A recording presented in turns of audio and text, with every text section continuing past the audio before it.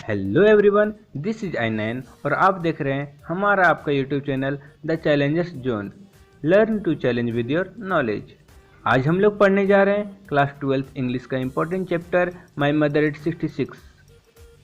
हम लोग पोएम को लाइन बाय लाइन हिंदी और इंग्लिश एक्सप्लेनेशन दोनों देखेंगे। हम लोग पोएम में से इम्पोर्टेंट वर्ड्स, उसके मीनिंग्स को भी देखेंगे।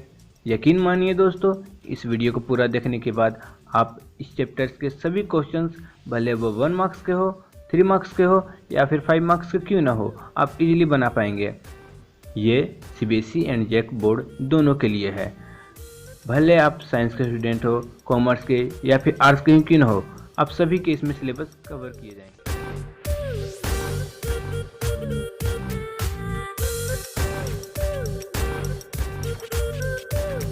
तो आइए इस पोएम के पोएटस के बारे में जान लें। कमला दास। इस नायाब पोएम को लिखने वाली पोएटस का नाम है कमला दास।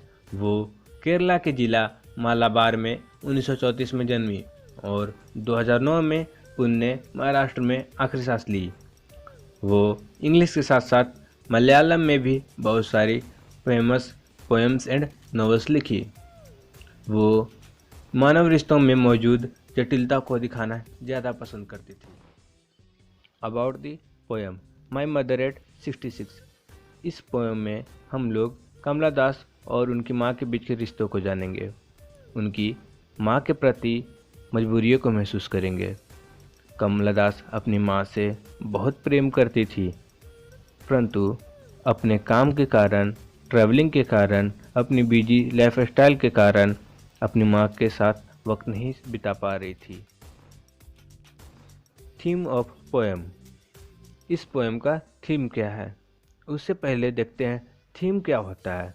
किसी भी पोएम, कहानी या फिर बातचीत क्यों ना हो, सबका एक विषय होता है जिस पर पूरी बातें होती हैं। थीम जानना बहुत इम्पोर्टेंट होता है, खास करके एग्ज़ाम को देखकर।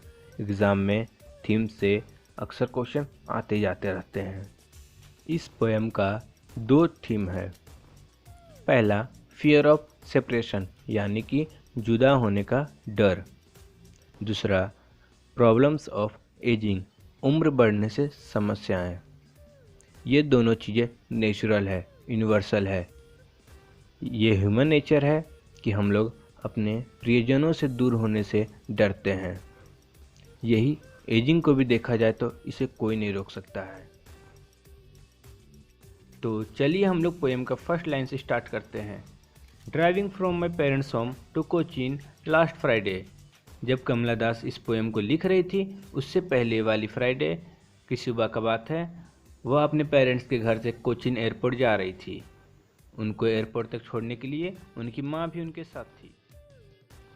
आई सो माई मदर बिसाइड मी। वो रास्ते में जाते वक्त अपनी बगल में बैठी माँ को देखी।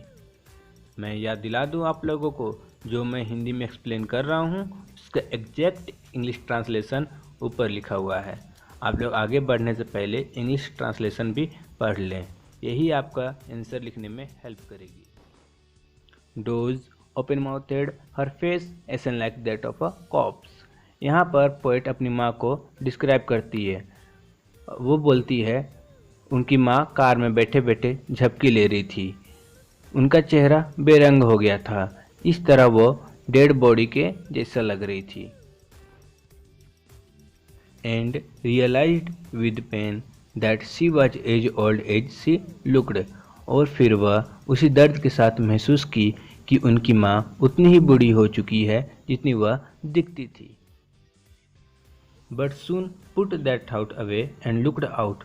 फिर तुरंत वह अपने नकारात्मक विचारों को दूर करने के लिए कार की खिड़की से बाहर देखी।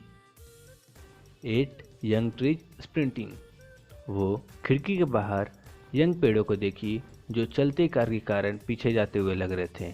यहाँ यंग ट्रीज स्प्रिंटिंग सिंबल के जैसा यूज किया हुआ है। ये स्प्रिंटिंग ट्रीज लगातार पास होते टाइम को दर्शाते हैं। वो सोची जितनी तेज़ी से ये पेड़ पास होते जा रहे हैं उतनी ही तेज़ी से टाइम भी बीत गया है।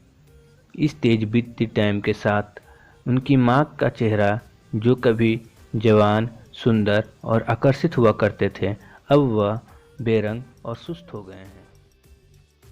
द मेरी children spilling out of their home. वो कुछ बच्चों को भी देखी जो अपने घर से निकलकर खुशी खुशी पूरे ऊर्जा के साथ खेल रहे थे। वही इनकी माँ को देखा जाए तो उनकी स्थिति एकदम विपरीत थी। वो बीमार थी और मर रही थी। उनके शरीर में कोई एनर्जी नहीं बची थी। But after the airport security check, आप लोगों को पता होगा कि आप जब भी एयरपोर्ट जाते हैं तो वहाँ आपका सिक्योरिटी चेक होता है, जो अब पोएटेस लिखती है। एयरपोर्ट पर उनका सिक्योरिटी चेक होने के बाद, standing a few yards away I looked again at her. जब वह कुछ दूर खड़ी थी तो वह फिर से पीछे मुड़कर अपनी माँ को देखी। Wan pale is a late winter's moon. यहाँ पर पोएटस अपनी माँ को दोबारा डिस्क्राइब करती है।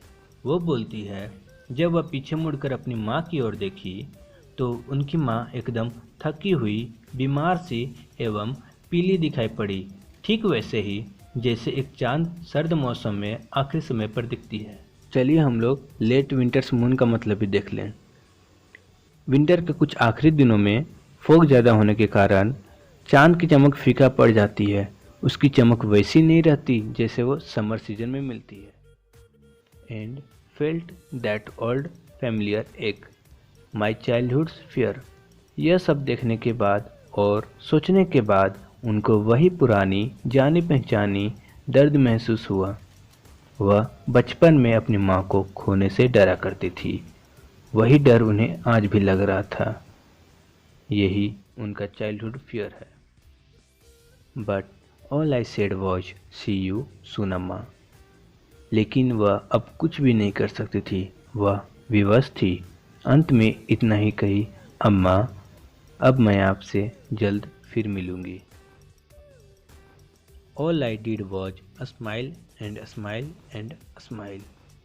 अंत में अपनी माँ को देखकर वह मुस्कुराई और मुस्कुराई और मुस्कुराई। एक बात बता दूं आप लोगों को कि उनकी स्माइल नेचुरल नहीं थी। वह मन से मुस्कुरा नहीं रही थी। उनकी हर स्माइल का अपना मतलब है। पहली स्माइल वह इसलिए की क्योंकि वह रियलाइज कर चुकी थी कि उनकी माँ अब बूढ़ी हो चुकी है और शायद वह ज़्यादा समय के लिए जिंदा नहीं रहेगी। दूसरी बार स्माइल अपनी माँ के सामने खुद का फियर ऑफ सेपरेशन छुपाने के लिए की। वह अपनी माँ के सामने अपने आप को कमज़ोर नहीं दिखाना चाहती थी। तीसरी स्माइल वह खुद को यह विश्वास दिलाने के लिए करती है कि वह दोबारा अपने माँ से ज़रूर मिलेगी। तो आज के लिए इतना ही। नेक्स्ट वीडियो में हम लोग इस चैप्टर के एनसीईआरटी और इम्पोर्टेंट क्वेश्चन को आंसर के साथ देखेंगे। वीडियो में आप कुछ सीखे होंगे तो लाइक कर दीजिएगा। कुछ डाउट है तो कमेंट कर दीजिएगा, आपको आंसर ज़रूर मिलेगा। और अगर आप चाहते हैं कि मैं वीडियो से डालूं और आपको पता चल जाए तो सब्सक्राइब करके बेल आइकन क्लिक कर दीजिएगा।